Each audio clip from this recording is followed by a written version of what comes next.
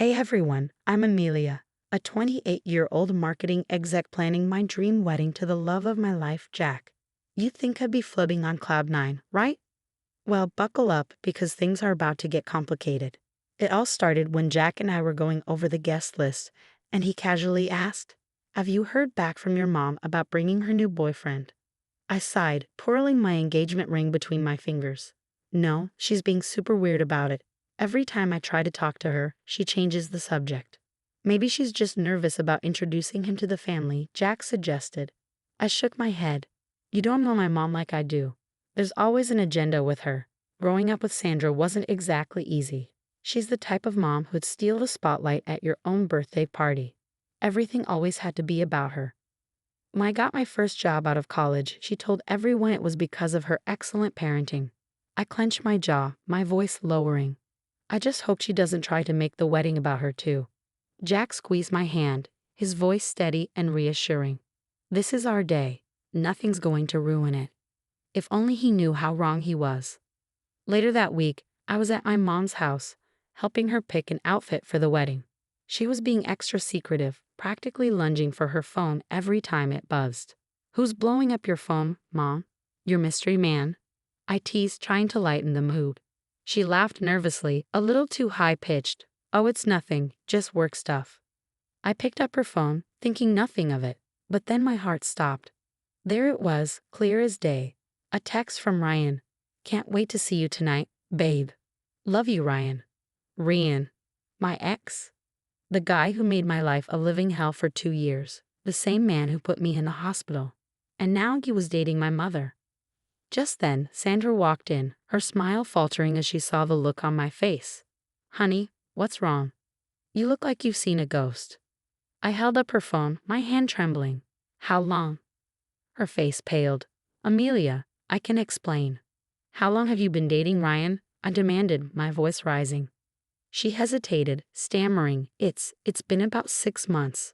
But he's changed, sweetie. He's not the same person." "Not the same person? He put me in the hospital, Mom. How could you do this to me?" Sandra rolled her eyes and reached for her phone, waving her hand dismissively. "Now, don't be dramatic. You always exaggerate things." "Exaggerate? Are you kidding me? How dare you date Ryan after everything he did to me?" I could barely get the words out, my chest tight with disbelief and anger. She sighed, like she was bored. "Honey, you're overreacting. People change. Not him," I spat. "And clearly, not you either. You're just as selfish as you've always been." Her eyes narrowed and her voice turned cold. "Selfish? I've given you everything. Except for the support I needed when it mattered most," I shot back. "And now this? Dating my abusive ex? You're uninvited to my wedding." Sandra gasped, her face a mixture of shock and anger. "You can't do that. I'm your mother." "Watch me," I said, turning to leave. "Stay away from me and Jack." As I walked out the door, I heard her yell, "You ungrateful little brat. After everything I've done for you." Things only got worse from there.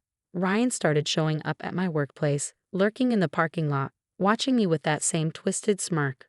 One day, he cornered me by my car. "Hey, Amelia. Long time, no see." "Get away from me," I hissed, fumbling for my keys. He grinned, leaning in closer. "Come on, is that any way to talk to your future stepdad?" I felt sick to my stomach. "You're delusional. Stay away from me and my mom." As I sped away, my phone buzzed with a message from an unknown number. "You can't hide forever, sweetheart." That night, I collapsed into Jack's arms, shaking. "I can't do this. Maybe we should postpone the wedding."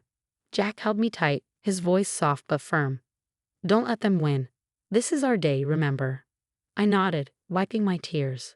"But what if Ryan shows up? What if my mom causes a scene?"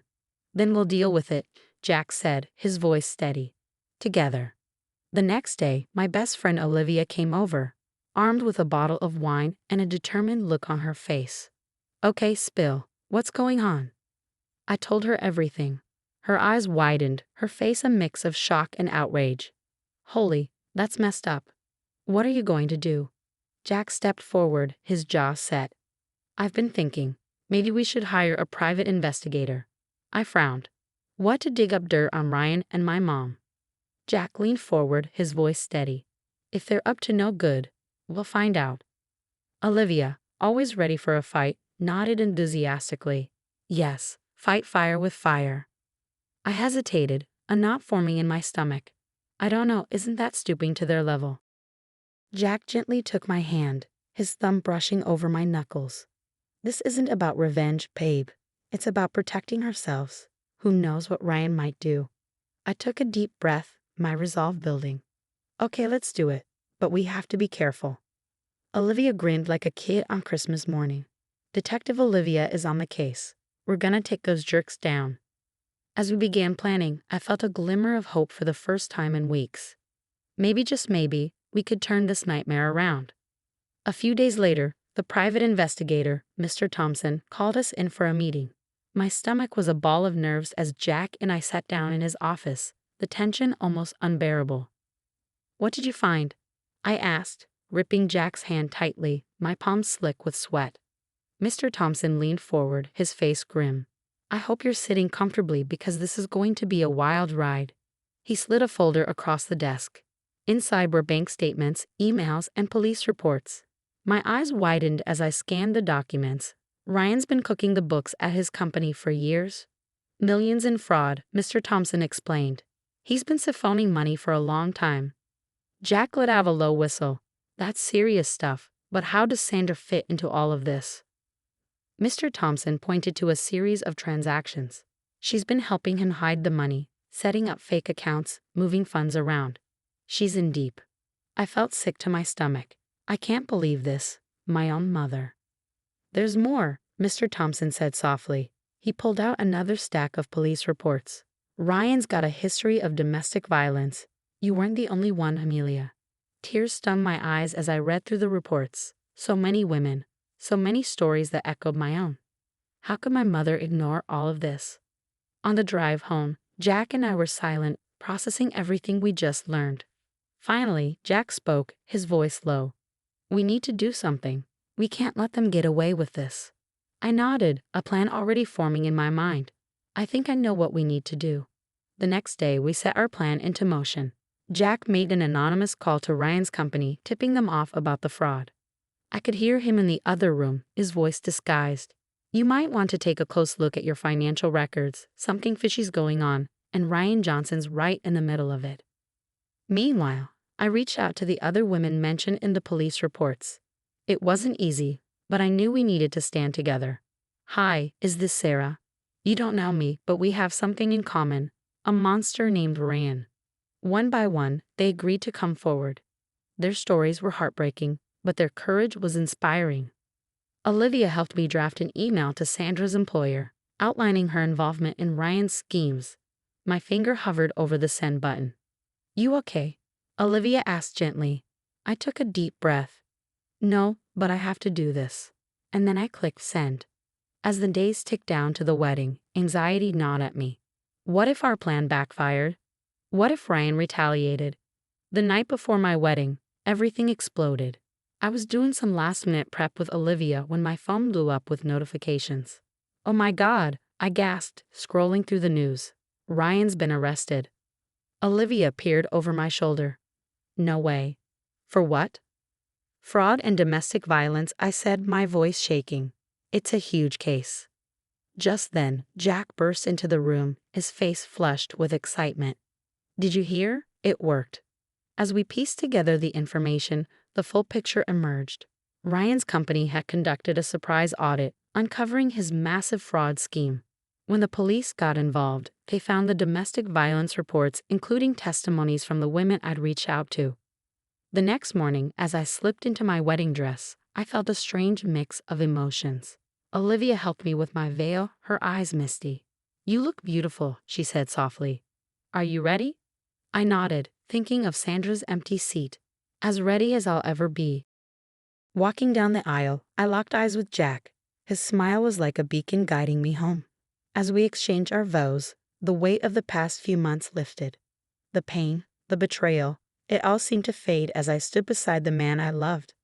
During the reception, Olivia pulled me aside, her face serious. There's news about Sandra. My heart raced. What now? She's been evicted. Ryan turned on her, blamed her for everything. She's lost everything. I closed my eyes, trying to process. Part of me felt vindicated, but another part ached for the mother I'd never really had. Jack found us, concern etched on his face. Everything okay? I nodded, managing a small smile. Yeah, it's over, really over.